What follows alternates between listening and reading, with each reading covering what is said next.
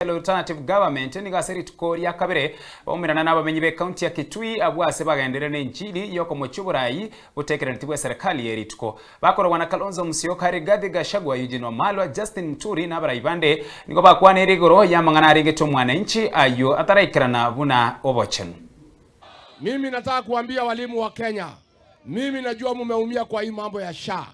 Mumewekewa capping at 1,200 per day. Hiyo haitoshi hata consultation. Hawezi enda lab, hawezi nunua dawa. Walimu wetu, watu wa heshima, our professionals, the people responsible for our children, for developing the human resource capital in Kenya, wanakosewa heshima. Mimi naambia walimu mjipange.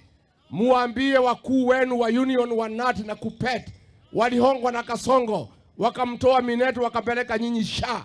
Muambie hao watu watoe nyinyi SHA wawekee nyinyi insurance ambayo mtapata heshima kama walimu wetu. Tumekubaliana?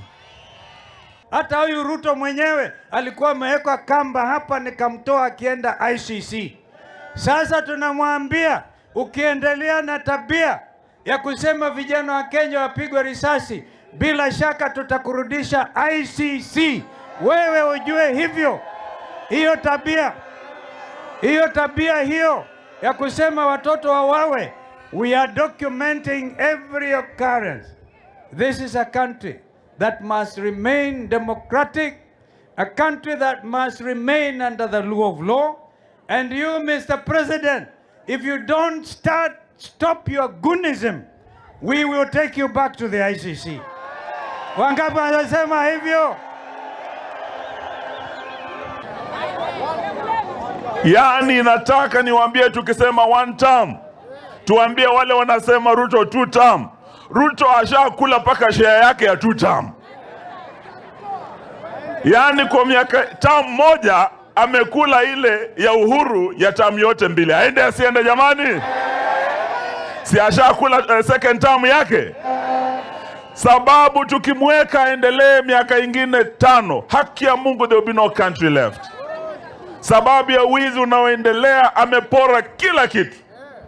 Sasa juzi ameenda kule Italy, amepitia pale Dubai. Si unajua hapo ndiye anaenda kufanya madili ya kuongezea bei ya mafuta? Akipitia kule akitoka, mtasikia tena hata bei ya stima inapanda.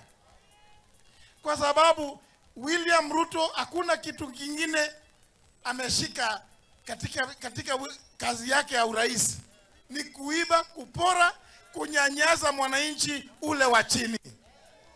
Ile hadithi yake ilikuwa ati mtu ati kutoka chini kwenda juu, yeye imekuwa ni yeye mwenyewe alikuwa na kule chini ndiye amejiinua peke yake.